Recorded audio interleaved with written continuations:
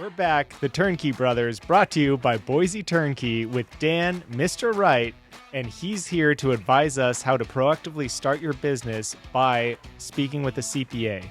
Yeah, and he also dives into some areas that we weren't sure we were going to go. He talks about why it can be so powerful to, let's say, hire your children. So he talks about giving them that financial education, teaching them how to work in the economy and provide value, and then even furthermore get into their future retirement. So stay tuned. We've got a lot of things to talk about. He talks about the difference between LLCs and S corps. We're so excited to have him on.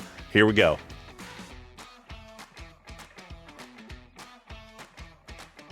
Hey guys, we got Dan Wright in today. He's a CPA, that's certified public accountant. He's an entrepreneur and advisor, and he's about to tell you why having a tax advisor is way more important than just getting your CPA. Yeah, take it away, Dan. Get us up to speed a little bit on where you're at, how you got here. Like, how does one even grow up? Like, you know what? I'm going to be an entrepreneur, a CPA. I'm going to do all these crazy things. Like, how do you even get to that stage in life? Yeah. So, I'll first say that when you hear the accountant, it sounds like the most boring person, that exists, and they just sit behind a computer. And that's not it at all. I'm an entrepreneur. I got into accounting because I wanted to be an active person in a business that's growing businesses, right? And so that you do have some that are just accountants and don't mind sitting behind a computer, but I want to be part of growing something, right? So, you go to school, you get your accounting degree or business degree, you take tests, you got to get a certain amount of credits. You get accredited by the state for being a certified public accountant, pass tests, which are pretty rigorous tests. And then you have your continuing education every year and got to stay up to speed so that you can advise your clients, in what they need to know. I can't believe you just wrapped up 10 years worth of studying and hard work into 10 seconds. Yeah.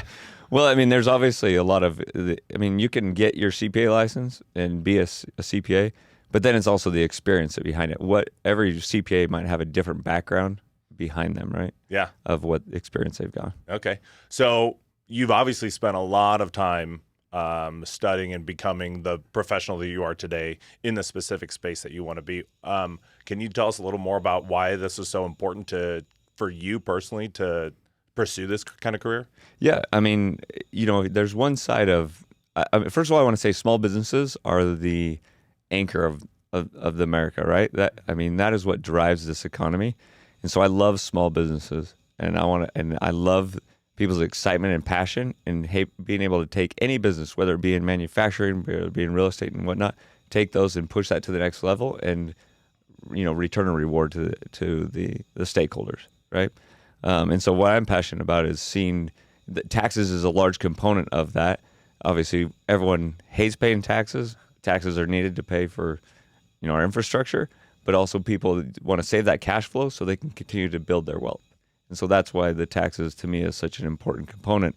But that's not every decision, right? Then we'll touch base on that. Is that when I advise, it's not all about just the taxes, because that may not be the best decision at a given time. For sure. I want to touch a little bit on something here, because I've had this in my head for so long about taxes, and I've read it here or there periodically, heard people talk about taxes, and it goes back, and correct me if I'm wrong, and I probably 90% of this is probably wrong, but from what I understand, when taxes finally came to be what they are today, when they evolved to be what they are today, around the 40s, 50s after World War II, the government realized that they could boost the economy by incentivizing small businesses, like you said, to do projects in lieu of the government. So if you want to get roads done, you credit construction companies to do roads. If you want real estate or affordable housing to get done, you credit not realtors, but people in development. Yep. Right? Yep. Can you elaborate a little bit on that? Am I too far from the truth, or? No,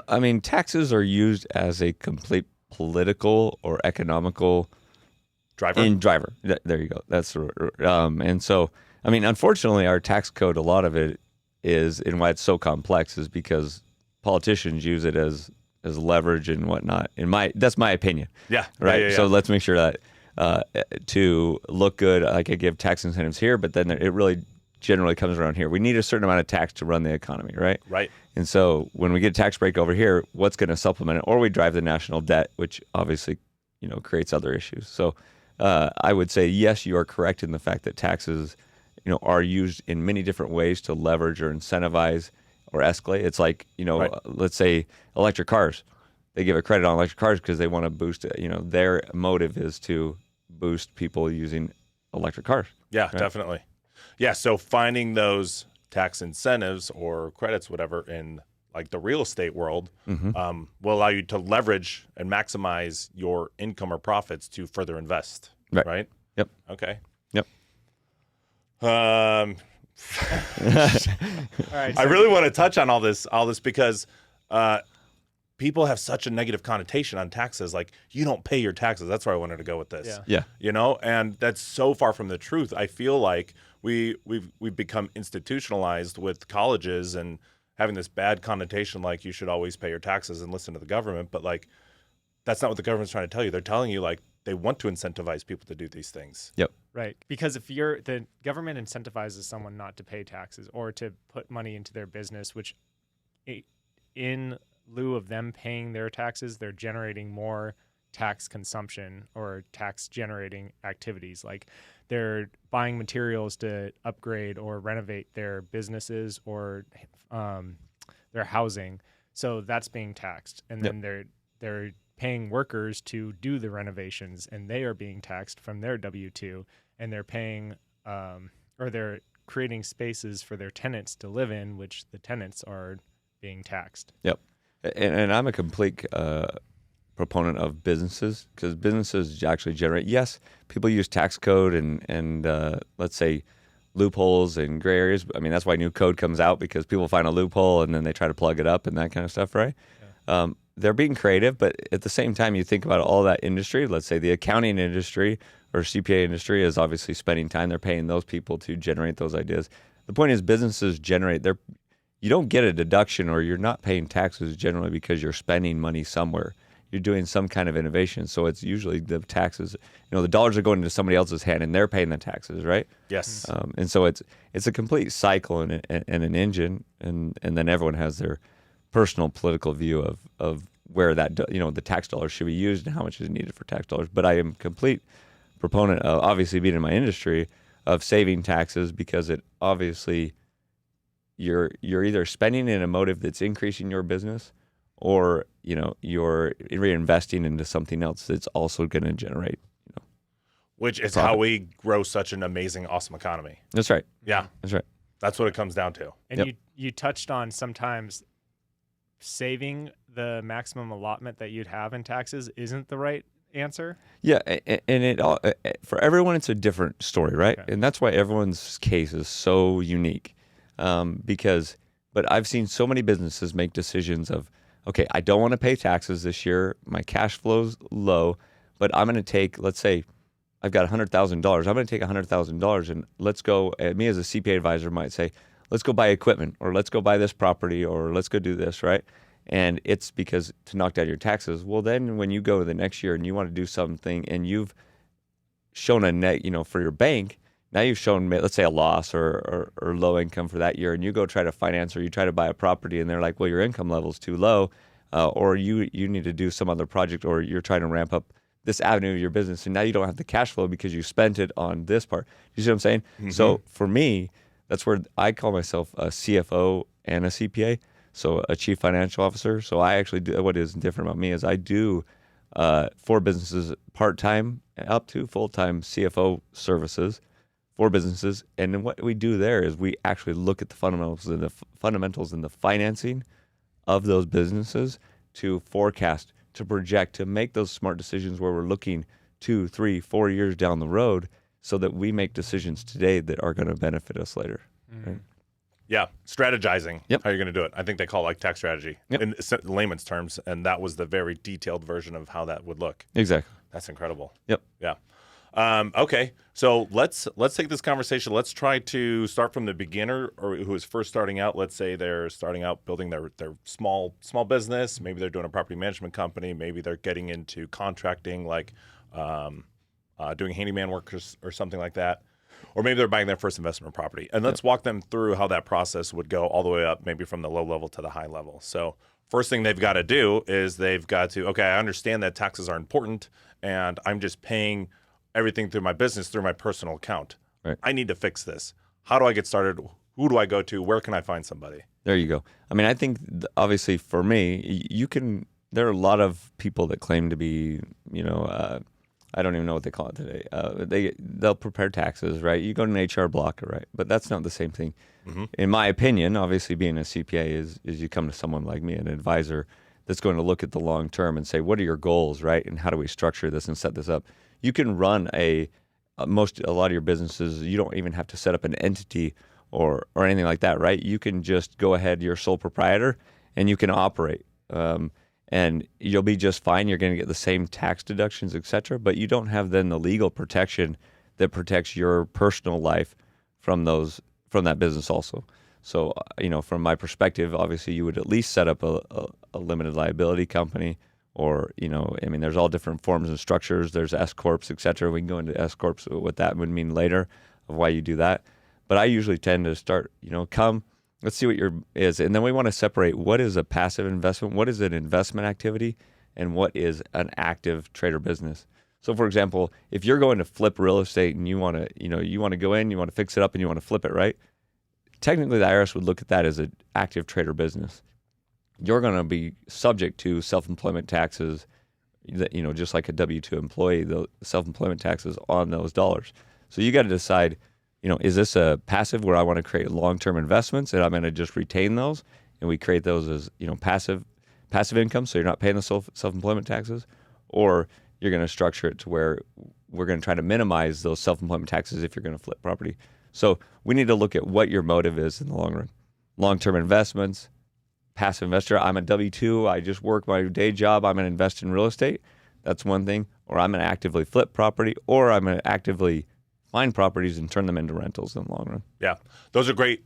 Those are all great questions to ask, because I imagine people are going to interview their CPAs and try to get a feel, and then when someone like you presents all that information, it's so important, because I see far too often that people are like, oh my gosh, they said I have to start an LLC. Like, I'm just going to start it now, and they don't even know if they're going to do an S Corp or how they're going to even structure the members in the LLC. I know me, for example, I structured mine wrong. Mm-hmm. So when I went to my CPA, he's like, well, you got one, right? But we need to change everything.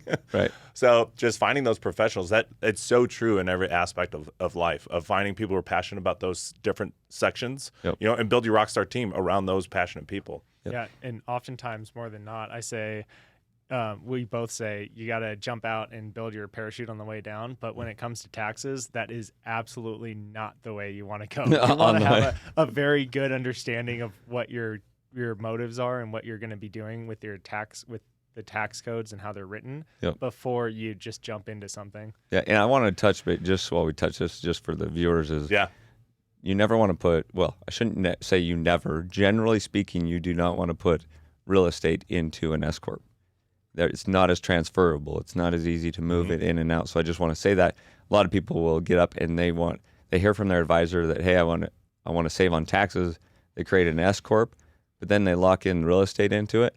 And if I want to transfer that in or out, generally what's called built-in capital gains, built-in gains that can trigger if I transfer that property out of that S Corp. So I just thought of that while we're doing it. I want to make sure that, we touch base on it. And that's why you want to get advice from an advisor beforehand. To your point, if you structure it incorrectly, you might, regret that down the road. Yeah, absolutely. Okay, well then let's back it up even further. Do most people starting out even need some kind of corporation? Do they need to be incorporated? I always recommend that there's two things. People have a hard time. There's a legal component. So first of all, I think that it depends on what you're into, and insurance is obviously your first layer of liability protection, but then your entity is your second. And so for me, it's not hard, at least in the state of Idaho and most states, to set up an LLC. It's a limited liability company. As long as I operate it as it's a business separate from my life, it gives me that layer of protection that I'm not liable for what the business does, right?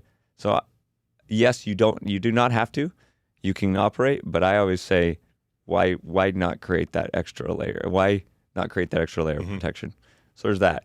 The other part is I lost my train of thought for a second. So you got the LLC. Oh, it's That just protection and taxes, right? well, protection.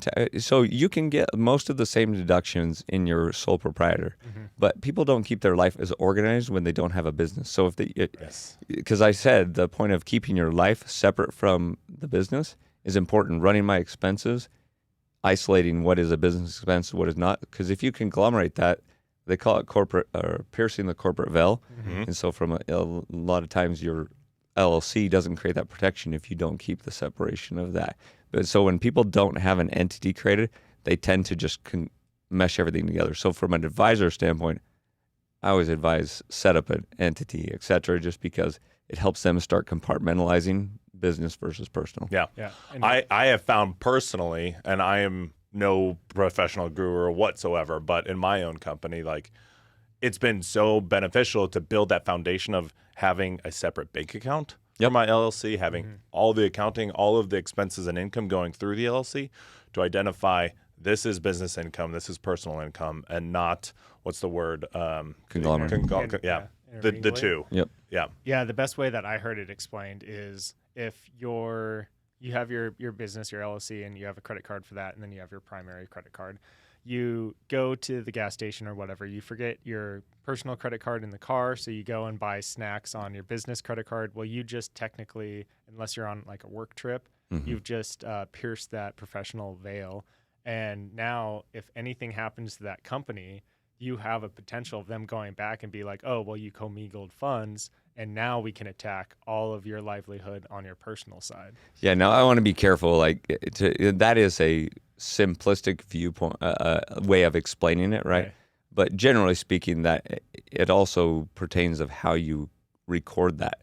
So if you go in and let's say, I'm going to use that as an example, you go into the gas station, you spend that, and you record it as a business deduction, then you've kind of conglomerated the two. If you call it a distribution to yourself or whatever type of entity you have and don't count it as an expense, you still have identified the mistake, because you even have that in regular corporations where people have an employee credit card and they go and accidentally buy a personal thing on it, they get reimbursed. So if you create reverse the transaction or create it not as an expense, you're still okay, because you can't.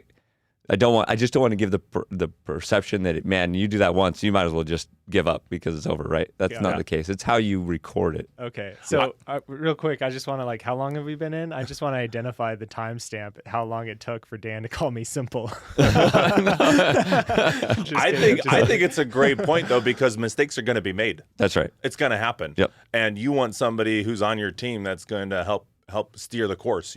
Something's going to happen to your ship, and you need someone that's going to help fix the part that you don't know how to fix. Yep. Right. Yeah. Yep. I just wanted to make sure that people don't, because I don't want people to also to think that they've all blown it all when that happens, right? There's ways to fix it. Yeah, So we're all good. there's always patches. But your point is correct. You're trying to keep the business away from the personal. Okay, so we've touched on where do I even go to find a CPA? Do I even need to start an LLC? Can I get some advice on, okay, I've gotten my LLC, I need to move forward. Where would somebody like that go from here? Like, I bought my first property, I'm generating income. It's my first year of taxes. How can we move forward from here? So, I mean, first part I would say is tracking your expenses and where you're going to do that. So, figure out how you're going to do that. If you're going to just take the bank statement, you're going to run everything through there, and you're going to keep it isolated there, or you're going to do it in Excel, or you're going to just start setting that up early. What I have most of the time is a lot of businesses that come in a year after they've been in operation. It's like, what do I need? What are business expenses, right? People don't even know at that point of what a business expense is, and they've been operating a business. So to that point, start and reach out to a CPA advisor that can tell you, here's the things you need to track, and here's an advice of how you might track those things. There's mileage apps, there's different things for different business expenses that can simplify your life and help you to manage that. But that way you don't come in at the end of the year and just say, here's my taxes. What I have, right? Yeah. And that can be, at that time it can be a little more costly for that point, and also things could get missed. You might forget. And a CPA is going to say, here's my ideas of what you do, but you might do something that I don't know about, that I can't advise you because we haven't talked about it before. What should you look for in a CPA? Like if you're interviewing a CPA or you're going out and you're trying to find one, you Google CPA. Yeah. What are things that when you're interviewing you should question or look for actively? Well, my personal belief is one that is obviously, accredited, that has a good reputation. I think, a friend obviously relaying that, a referral is a good thing, right? Personally, obviously, why I've built my business the way it is because I look at everyone as an individual case, and I'm not just everyone's situation, like I said, is unique, right? So I want someone to be passionate in understanding my situation versus the next guy. Because, I mean, if you just have a W-2 and you come in and you just have a W-2 wage or whatever, okay, may not be much to talk about. But if I'm entrepreneurial or if I'm trying to create passive investment and I'm trying to buy real estate and things, there's more and there's unique things about my mission and goals than this other person, right? So I would advise somebody that is a planner, somebody that looks and says down the road, what is this going to look like versus just, and we all do this, right? We try to save the mighty dollar. Oh, this guy's less. I mean, I get that all the time. Yeah. Oh, you're too expensive compared to this guy, right? But that's not it. Look at what they're going to provide you. What I've, going to H&R Block, or I use that as an example because it's notorious that they go in H&R Block and then I get them a year or two, and I have mortgage brokers call me all the time saying, hey, can you fix this guy's person? Because they can't qualify because it's been done incorrectly, right? So there's those kinds of things. But I want somebody that's going to advise me, help me catch the things before they happen, and also, someone I can touch base with. I'm going to make this decision. What should I do here? So to me, you can't look it up on paper necessarily, but it would be kind of interviewing. Like, what's your style? Is it, hey, we only talk once a year? I give you my stuff and we talk once a year? Or are you a planner? Are you calling me? Or are you setting up meetings? Or can I reach out to you and we can talk about this, right? Yeah, there's a lot more involved than just like, oh, I've got a guy that does my taxes. That's right. At the end of the year, you do your tax strategies. I don't know how you specifically set up what your year looks like, but I know you've got to take time to plan. You've got to see where the income is coming and going. You need the next so that you can strategize the next couple of years. Yeah. Well, I mean, there's some clients that we're talking every quarter. Like you got your quarterly estimates, right? And it's like, hey, let's talk every quarter to make sure we've paid in enough, or you're at least aware come April what you're going to owe, or they're buying this real estate and they want to understand what's this going to do if I sell this property. There's the personal exclusion if I move into it. All just different kind of strategy. And that's why it's kind of hard for us to get into a time set. Because at the end of the year is especially key. We're coming to the end of the year.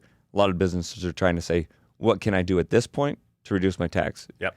People come in, and, a lot of businesses come in April timeframe. And they're like, how can I reduce my taxes? Well, we're already past the end of the year. Yeah. It's a lot more challenging to do. Yeah. Invent a time machine. Yeah. I cannot stress enough to the listeners how important it is to have a CFO like this, because if you were passionate about building a construction company, or you're getting into concrete and you're laying concrete, or you're an investor, like those are the things that you're passionate about that you're going to spend most of your time educating yourself on. You're not going to spend time educating yourself on the tax code or how to strategize moving forward. That's why it's so important to have somebody like Dan here who understands these things and wants to be on your team and wants to see you succeed, because when you succeed, he succeeds, everyone succeeds. Like it's a win-win. Yep. What I love is what you said right there, is because most entrepreneurs are not, I shouldn't say that. A lot of entrepreneurs are very scattered. They're like this. They're good at this part, right, of growing the business. But the details and all that kind of stuff built underline, that's not their passion and that's not what they're good at. They can probably do it, but it's not worth their time, right? So it's better to find that advisor, to your point, that it can be part of the team and supplement, because he can be far more he can be far more effective with his time doing other things versus doing the finance. Right. They did a study between Steve Jobs and I forget who his partner was, but Steve Jobs was the visionary and his partner was the conservative one who handled everything, right? Yeah. And Apple would not be what it is today had they not had those two separate sides of the brain, right? Yep. So you take the entrepreneur who knows the business and knows full well how to make money, and then you take Dan, the CFO, who can strategize this to maximize your gains. And now you just built a catapult that will launch you into the future. Right. So we just hit on something that we touch on all the time in this podcast and on our social media, and that's budget professionals are oftentimes not the way to go. They're going to cost you more money or they're going to cause you to lose more money in the long run because they're cheaper. So you have that. That's their selling point. But to the point that you just made is having somebody that can actually advise you 2 to 5 years out and teach you like what to do today to make your business grow 10x by then is going to make their business grow 10x rather than just paying bottom dollar to get by this last year. Yep. And there's the right people for everyone. Some people, it's like, I want to pay the bottom dollar, I want to pay the cheap thing, and they go with it. They may regret it later, they may not, right? But for me, it's about, I like to work with people that want to grow, that want to be a team. Like, I consider everyone that I'm with, even a small business that I'm not on their payroll, I consider them, myself as part of their team. So it's like, hey, I get the satisfaction out of seeing them progress, right? Yeah. Okay. So I want to get a little more tangible with some of this advice that you're giving. Okay. And get some good nuggets. So you've got this small company, and to the points that you're talking about, who's just started, or they bought some real estate, or they've got their concrete company. Mm-hmm. What are some good things that you advise these entrepreneurs to start heading like in this direction or this direction? Like, are there? And I'm asking this question because I'm not a CPA and I don't even understand what I'm talking about. So Are there things that you like, your go-to things, like, hey, let's start here and see what happens? Yeah, I mean, so I think we kind of isolate those as far as there's different things I'd say to an investor versus one that's going to trying to start a business. So as far as trying to start a business, obviously the first part, I guess, why don't you steer me in the direction of what you want to know as far as taxes? Because I can go into the finance component and say strategically from a business standpoint, it may not be related. The finances is a component, but do we have the right path? Or do we understand our customers? All that stuff is going to affect the financing component. So I don't want to steer this down the path that you don't want to go. Sure. So I'm a new GC. I just got my license, and I've got 2 people under me, and I'm ready to hit the ground running. And I've spoken with you. We have started our LLC, and I'm sitting down at the table. How can I best prepare to move forward in my first year operating? Okay, so we're touching base on a regular basis to see how you're producing. So one thing is important is a lot of your stuff of compliance in that part, your payroll. So a lot of businesses have a hard time with, I've got 2 people. Do I consider them as contractors or employees, right? And do I violate that? And you want to make sure that we understand the componentry of how much work you're doing. Are you guiding them? So if they're employees, getting the compliance, the payroll, those kinds of things set up so you're compliant with state taxes, payroll taxes, federal taxes, filing the correct forms. And a lot of people have issues with those, right? Yeah. So that's the first one. Then the second part is okay, let's understand what you're going to earn this year. Is your earnings so high that we need to create, flip you to an S corp where you can save on some of the self-employment taxes? Or are you wholly owned? Or do you own the whole business yourself? I mean, I'd be saying, do you have a child that you can involve? There's a benefit to having your child. If you own an LLC 100% by yourself, that you can employ your child and pay them, and you don't have to pay the Social Security Medicare tax on what you pay them. So and then you can charge your kid back when he goes and plays soccer, and you can bring the money back. So the point is that's an additional deduction. So your entity structure is important. If you want to take your business home as part of your deducting expenses, a home office, well, in an LLC, that is a lot easier to accomplish in an LLC than it is in an S corp. So, right there, we're touching base. And usually with my clients, we're an LLC for a period of time until we achieve over what you would have to pay somebody to do what you're doing. So that's a key component, right? I don't know if you've heard that. Yep. Is, it's reasonable compensation is what it needs to be. So if I can pay, I'm operating and I can pay somebody $60,000 to do what I'm doing, then I'm going to pay myself a wage of $60,000 as an S corp. And then everything above and beyond that is not going to be subject to the self-employment tax. But reasonable compensation is important because the IRS hates, for that point, they want everything to be self-employment tax, right? Yes, they do. Yep. So go ahead. I don't want to go down a rabbit hole of the whole paying your kid, but I think that's super important. Yep. And that's something myself and my wife are very invested in. And because you're going to buy them clothes, you're going to pay for their soccer anyway. You may as well pay them a wage and get them that financial education up front, so that they're exercising it every day. And I could go on a whole nother topic, but I'm not going to go down there. But I do want to point that what you're saying there is important. They can already start setting up an IRA with that money and other things that, Yep. I mean, we talk about the number of years that that can sit in there and grow and what it can become, right? Everyone gets that in school. It's like if you would have invested and we're all sitting here 20 years later going, I should have started 20 years ago. Yeah. If we can do that for our kids. Yes. Great. Okay, let's get into that because when I first found out about that, I was fascinated because I always wanted to raise my kids with a financial education. But how do you do that? Do you just teach them? Well, no. For me, I didn't learn by being taught. I learned like by doing. So how do we get them involved? When do we get them a credit card? When do we pay them through the company? What can they even do for the company? Like, can a 2-year-old work for me? Right. So that is a great point. Yeah. You do need to take it. It has to be reasonable, the jobs that they do, and that you're paying them a fair wage for their accomplishments. And now, if you're paying them $100 an hour and somebody could be doing that bookkeeping, let's say, for $20 an hour, the IRS is going to look at that and go, okay, you're paying way too much, and we see what you're doing. So you're supposed to track hours. You're supposed to, what their capabilities are. So my kids are perfectly great at using QuickBooks. They can go, obviously filing paperwork. They can clean offices. There's multiple different ways. In every business, you got to look at a little different. What are they capable of doing? But very easily, there is usually always a job that those kids can do. I know a lot of general contractors that, let's say, it's going out and doing concrete, and their kids, they're boys that are 10 years and through you get up to the 18 mark, and they're out there working with them. Yep. So the point is that you got to judge what that kid is capable of doing and pay a reasonable compensation. You're supposed to track the hours, etc. But I am a huge proponent, first of all, of teaching your kids to be responsible and understand. The point is, even my kids, they take some money and they want to invest in the stock market. Hey, Dad, let's invest in the stock market. Show me how to do that, right? Yeah. So that's the dollars that they can take and go and play. That's amazing. So the structure, how I was explaining that, like a 6-year-old, because you talked about this, can clean the office. They can sweep. Yep. That's reasonable. Yep. A 9-year-old, they can help with logistics, like grabbing groceries or going out and getting items with mom and dad and understanding hey, we're paying this, give the lady the money and we're going to receive it, and they can understand the money works. And then, they're 12 years old. They're going out to the job sites, they're cleaning up the nails and they're putting to work. And then, 16, they're driving back and forth. And it's just a progression, reasonable within your company as they grow. Yep. So how do labor laws work into this?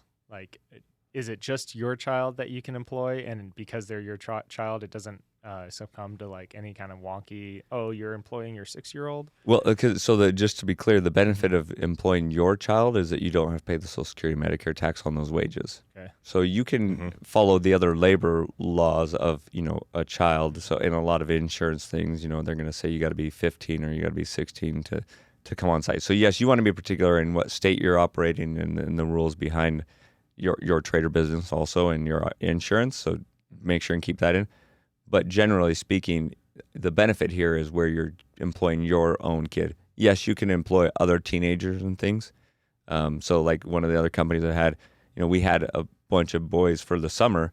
This was in a robot company where we were doing framing and stuff, and so they'd come and help. And they're all 16-year-old boys, and yes, you can employ them, right? But you don't get the same benefit they're paying the Social Security, Medicare tax. Okay. Yep. And then can you employ we have a new turnkey baby, and he's one of our marketing proponents, teaching hey, you can do all this house renovating even with a small child.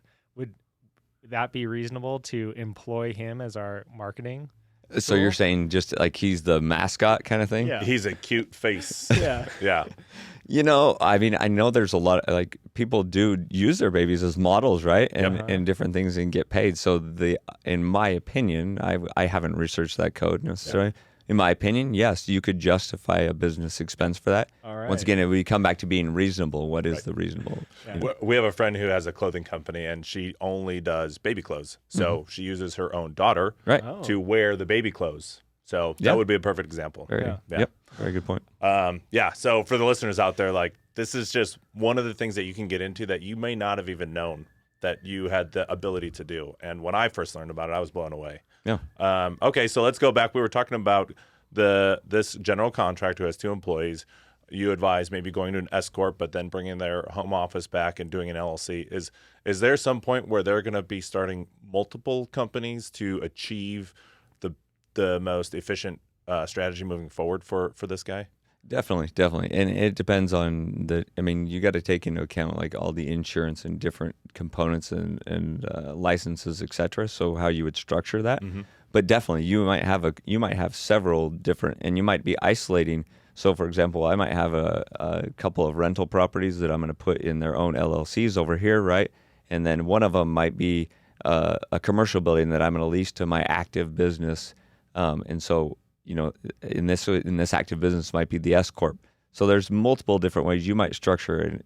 Yeah, like I said, every case is different, but definitely you might have 2, 3, 4, 20 different entities by the time we're done, right? And so it all depends on the complexity and the isolation. So, for example, if let's say this is an active trader business and you're leasing to, let's say it's a more risky, I can't even think of what it is, a more risky type of business, and I want to isolate that, something happens here, it can't go get my other real estate, right? So I might put them in separate. Yep. And people have the different philosophies of, do I put all of my real estate in one LLC? If I'm just doing investments, do I put it in one LLC, or do I put each of them in their own LLCs? And that's different structure. That could be particular to each person in their situation. Generally, I like to keep them separate and do different LLCs. Yeah. I love that you talked about every person's different, every situation's different, because there are so many strategies and plans moving forward and so many opportunities. And the reason why I say this is because you always hear when people ask these questions, talk to your CPA. Okay, I get it. Just give me the answer. Well, this is just a perfect example. The answer isn't that simple because we want to strategize it around your specific needs. That's right. So talk to your CPA because he's going to be the one who can best help you figure out these problems and find those solutions that you need. Right. Yep. So, I mean, I want to just touch base on some of the, we're talking a lot about real estate, right? And whatnot. And I want to make sure people understand keeping their active trader business. It's funny. I was just on a call with a client before I came in here, where we were talking about this very thing. Like he particularly likes to invest in real estate, which he's going to keep as a long-term asset. So, that's all we would consider a lot of as passive activity, right? But then he had a couple this year that he was going to rent them, and then all of a sudden somebody came by and just said, "Hey, I'll pay you this for this," right? And he sold them. So, I want to just, people, those are situations where we need to talk to that person, like what's their mode and operation, because if you do flip too much real estate, you could get into a situation where the IRS looks at it as a trader business, right? Yep. And so they could pull it back as more of a developer or right. Because it's active income. That's right. Can you describe what the difference is between passive income and active income? Because there are people out there who have a W-2 job and I just want to buy 2 properties to bolster my retirement, whatever. So can you talk about the incentives or what they can expect versus the passive and active side? Yep. So generally it's considered non-passive and passive income. Okay. And so passive income is something where it's generally just generated income. We all want to generate what I would call passive investments. It's generating income by itself. I'm not generally having to do anything personally in labor or whatever to make it generate cash. Okay.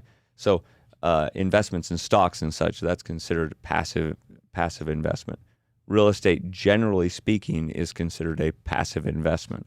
So it's important that if I'm a developer, then I'm involved in real estate, right? Developing real estate. That's different because I'm actively constructing, working on it. Now there's different strategies of holding the land and selling and different things you might do with an LLC, to get as much of it as passive activity as it can to get it to long-term capital gains. So generally speaking, also the benefit of passive activity is that's where you get the advantages of capital gains.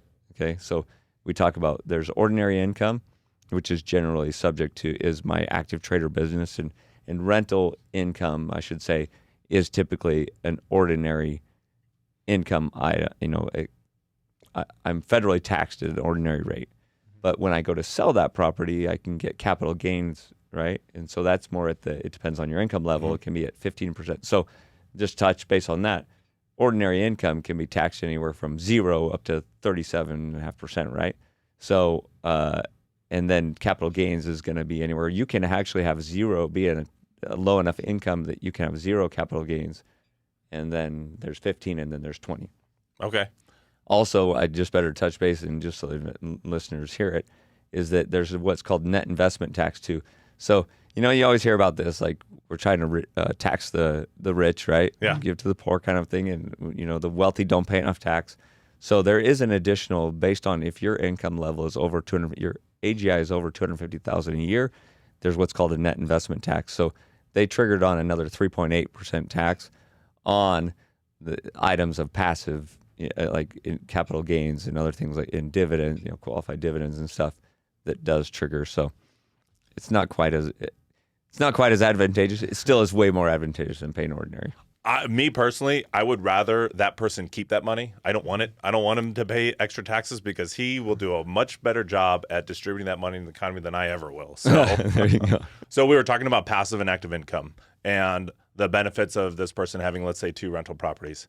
And you're saying that we want to get to that passive side because it negates like capital gains and the things that you just stated, correct? Yep. So are they only able to write off or depreciate those specific passive assets against themselves, or can they also use that asset to further help their like W-2 income? Okay, so generally speaking, passive investments offset other passive investments. Okay. That's generally speaking. So you can have a building of which but then you're kind of grouping it. So let's say you have a building that you own that you lease from. You have an active trader business that's inside of it. You can consolidate and take those losses against that income, but it also now is considered non-passive income at that point, right? You group it. Okay. So, but generally speaking, just for everyone's understanding, because it can get kind of complex. Yeah. Generally speaking, passive goes with passive, active goes with active. So my losses, if I'm generating passive losses, it can only be offset against passive income. That's it. Yep. Got it. Cool. Yep. All right. Well, I don't know if you guys have anything else more to say, but as we wrap this up, one of the last questions that we like to ask is, what's one thing that you could tell our listeners to do today that would get them further to their goals and help them achieve the things that they're trying to do?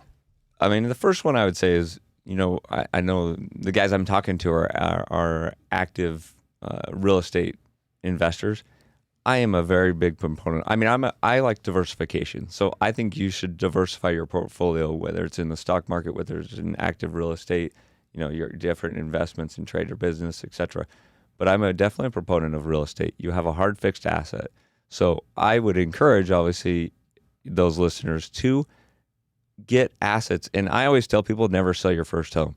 So, I have my first home and I'm obviously grateful for this day because it's done nothing but appreciate, right? Mm-hmm. You get the advantage. And generally, I want to just say that real estate may not always, sometimes we get this perception that I get a huge write-off, right? Some real estate may not be a huge write-off, but it might be a break even, right? It might be a slight loss but all you're doing is your renter is paying your mortgage. You're creating equity. So I'm paying no tax, but I'm getting equity built. And then later on, there's 1031 exchanges. There's all kinds of different things, right? Deferral games to build your wealth. So I just want to say, definitely look at real estate investment because it's an opportunity. Now, you got to do it right. You can buy things and you can lose on those things too. So sure. Right? But your advice, never sell your first home because you never know where that would lead you. That's right. Yeah, that's huge. Yep. Great. Well, Dan, thanks again for coming on today. It's been a huge pleasure. And I'm sure we could have gotten in the weeds about so many more things. But if somebody does have some more questions or want to get in the weeds, how can they reach out to you? How can they get in contact with you? Yep. So my website is Wright, so WRIGHT, CPAs.com. Also, you can email me at dan@wrightcpas.com. You can give me a call, 208-871-9740. Point is I'm looking for, and I want people that, once again, are looking to grow and achieve big things and want to be a partner in their growth. Yeah. If you're looking for a CFO, they got them right here. There you go. And that, once again, I would just say my big thing is the difference is I'm a CFO and a CPA at the same time. Yeah. I love that. Yep. All right. There you guys go. And that was Dan, Mr. Wright. Hey, everyone. We're the Turnkey Brothers, and thanks for tuning in with us today. Don't forget to smash our algorithm with those likes, subscribes, and sharing it with someone you think would benefit from this episode. Also, don't forget to follow us on your favorite social media platforms at Turnkey Brothers.